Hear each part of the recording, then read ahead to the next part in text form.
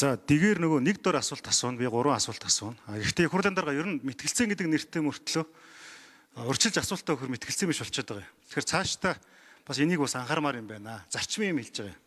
Нэг амжиргааны зардлын өсөлт ба иргэдийн бодит орлогын бууралтын тал дээр энэ өрхийн бодит орлого, бодит инфляцийн өсөлтийг гүйцэхгүй байгаа. За хүнсний болон өргөн хэрэглээний барааны үн сүүлийн жилүүдэд тасралтгүй хаданд гарч байгаа. Иргэдийн амжиргааны маш том дарамтын одоо шалтгаан болж байгаа. За засгийн газар ойрын хугацаанд дараагийн 6 сарын дотор иргэдийн амжиргааны зардлыг бууруулах, орлогыг нэмэгдүүлэх чиглэлээр ер нь яг ямар бодиттой алхмууд хийх вэ? Энэ төлөвлөгөөгөө та товч тодорхой хэлээч гэж. За хоёрдугаар асуулт энэ хавтгаарсан үр дүн муутай бодлогын талаарх. За төрийн халамжийн хэмжээ жил их тусам өсөж байгаа. Гэхдээ энэ амжиргаа иргэдийн амжиргаанд одоо сайжрах, түлхэж авчирч чадахгүй байгаа.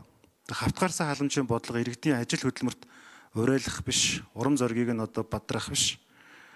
Одоо өөрөөр хэлбэл ач холбогдол муу байгаа гэдэг нь бол энэ дээрээс маш тодорхой харагдаж байгаа. Залуу ялангуяа одоо Солонгос руу явдаг ч гэдэг юм уу, ер нь л нэг тийм дөрвөх дайжих тал руугаа болчлоо.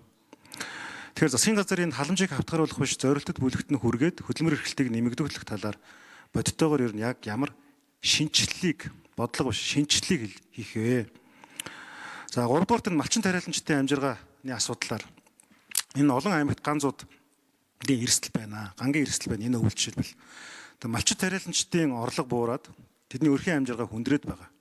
За энэ малчин тариаланчдын өрийн ачаал өсөөд залуу малчдын ирээдүй ер нь бол маш хүнд байгаа. Ер нь л орон нутгаас ер нь залуучууд дайжих хандлагатай болцсон. Тэгээ энэ бол нөгөө гэр бүл төлөвлөлтийн бодлого гэдээ маш олон юм энэ цаана байгаа л да.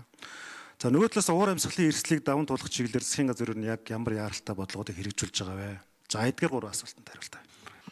За Эрдэнэ бол төгшөнтэй санал нөгөө энэ парламентын мэтгэлцээ бол засгийн газраас оруулж ирсэн тодорхой шийдэлээр юм мэтгэлцээ хийж ивэл илүү оновчтой ажил хэрэгч үр дүнтэй болно. Одоо болохоор ингээд асуултууд өгсөн нэртэй боловч асуултаас шал өөр л асуултууд өнгөрсөн 3 юм дээр бол үндсэндээ баг өөр асуултууд яриад нэг асуулт хариултын танин мэдхүйн шин чанартай дамгаалаад байгаа. Тийм учраас илүү парламентын шийдэл гаргахад чиглэсэн ажил хэрэгч юм шийдэл тойрж маргалдаж мэтгэлж ивэл парламентын мэтгэлцээ илүү үр дүнтэй болох болов уу гэж бодож байна. Тийм саналтай байна. Ер нь өнөөдрийн сэдв бол амжиргааны өртөг. Тэгэхээр тантай нэгдүгээр энэ хавтгаарсан халамжаар бол иргэдийн амжиргааг шийдэж чадахгүй. Одоо бага орлоготой иргэдийн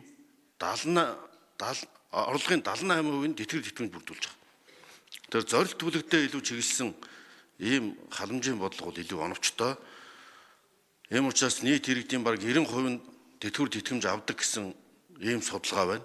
90% нь ямар нэгэн байдлаар тэтгэр тэтгэмж оногдож байна. Ийм учраас халамжийг оновчтой болгох, халамжийн реформ хийх чиглэлээр манай Авбакир сайд ажиллаж байгаа. Тэр талаар бас дэлгэрүүлж хариулж болно. Ер нь яг инфляц бол ерөөсөө амжиргааны өртөг бол нөгөө амжиргаа инфляц үнийн өсөлтөөр л хэмжигдэж байгаа.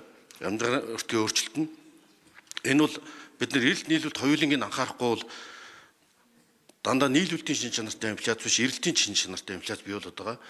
За нийлүүлэлт талаас ихэд энэ жилийн хувьд шатхуун эрчим хүчний үнийн өсөлтүүд нөлөөлсөн бол одоо улсын хурлаас батлагдсан энэ Улаанбаатар импортыг тэглэсэн ч байд юм, гурилын импортыг тэглэсэнтэй холбогдоод тариалт багасаж манай ургац 34.7%-аар буурсан тариалттайгаа.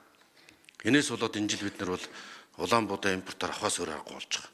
За төмс 54.8, хүнсний ногоо 15%-аар буурсан. Энэ бол нийлүүлэлт буурж байгаа учраас импортыг өдөөж байгаа.